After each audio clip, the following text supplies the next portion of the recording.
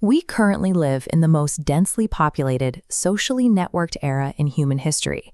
Yet millions of people report waking up every day with a profound, persistent ache of isolation. Being physically alone simply means there is no one else in the room. Loneliness is an entirely different condition. It is a psychological ache driven by a deep, unmet need to be authentically seen, valued, and understood. Because it is driven by disconnection, a person can stand entirely surrounded by a busy room and still feel it. Our instinct is to try and cure this ache by plunging ourselves right into the thick of the crowd. We build busy schedules, chase external approval, and maintain superficial relationships, hoping the sheer volume of interaction will act as a remedy. But maintaining that constant social performance requires enormous energy. We construct acceptable masks to please the people around us, keeping our vulnerable inner child carefully hidden out of sight. Over time, the effort becomes exhausting, and the gap between who we really are and who we pretend to be grows wider. The suffering we label as loneliness rarely comes from a lack of people. It comes from an inability to hear our own authentic voice over the deafening noise of societal expectations. Society operates on a very specific, collective frequency.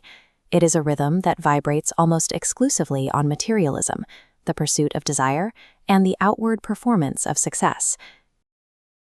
When you tune your life to that frequency, the constant input acts as signal interference.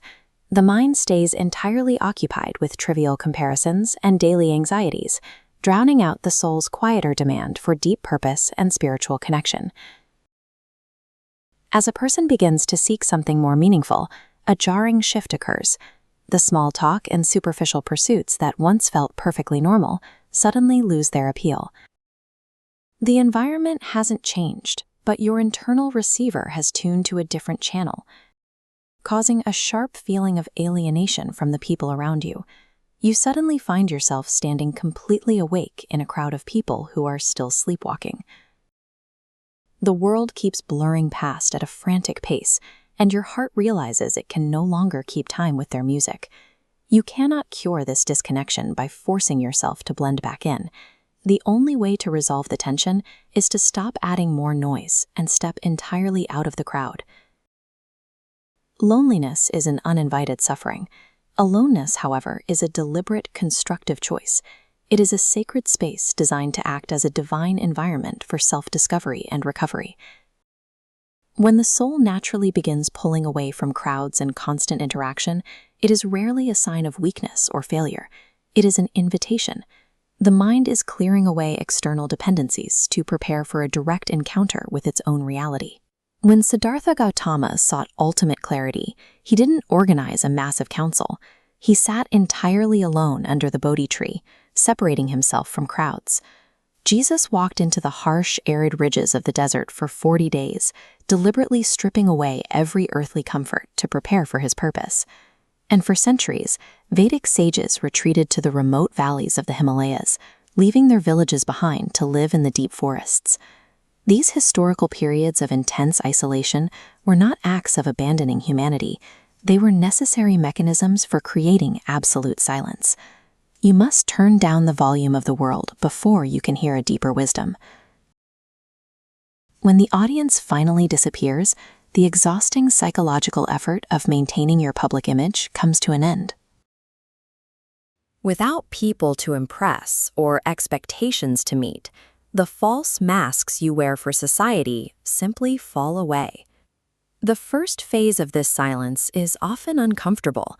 Without the daily busyness we use to escape our minds, buried emotions rise to the surface. Old fears, lingering regrets, and childhood traumas step directly into the light.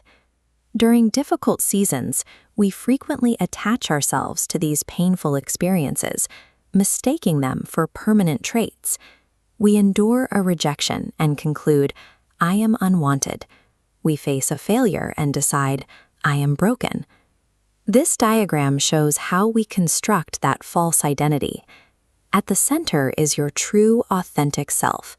Over time, traumatic experiences build up around it, encasing the core in heavy layers labeled with those pain-based conclusions. Dismantling this structure requires radical self-honesty. When you stop hiding behind distractions and acknowledge what hurts, these acquired identities lose their grip. You realize the pain is something you experienced, not something you are.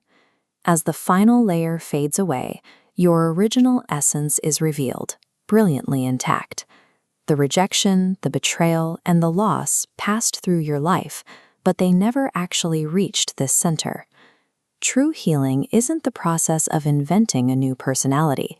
It is the act of unlearning your false narratives so you can recover the untouched, ancient soul waiting patiently beneath them.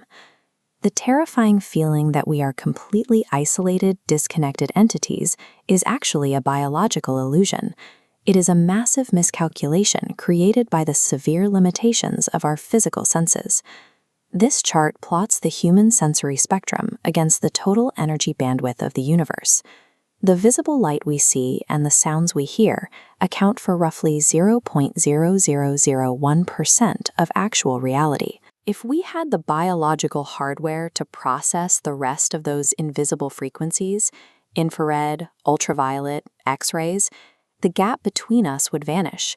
What we perceive as empty space is in fact a dense, continuously flowing sea of energetic connection. Even at a cellular level, the boundaries blur. If you look at human skin under an electron microscope, the solid barrier disappears. There is no hard line where the human ends and the surrounding environment begins. Our eyes and ears convince us we are alone in the room, but physics tells a different story. We are permanently plugged into an inescapable web of life. When you spend enough time in intentional solitude, you internalize this reality. You recognize that you are entirely one with the universe, and that the people around you are simply extensions of yourself. We see the physical manifestation of this peace in the grounded posture of teachers like Ramana Maharshi. When you fully grasp your connection to the whole, the desperate anxiety of isolation evaporates. The ache of loneliness is cured. Because your identity is no longer tied to the fleeting approval of a crowd, your foundation becomes steady. You find a quiet internal confidence that external circumstances cannot disturb. Like a hidden network beneath the forest floor, you realize this support structure has been there all along, sustaining you through every difficult season. When you eventually return from your quiet season and step back into society, your presence changes. You no longer drain the people around you for validation. Having found your own steady center, you become a source of strength for others. True belonging is never achieved by blindly following the crowd. It is earned by bravely standing in the silence until you finally realize that you and the universe were never separate to begin with.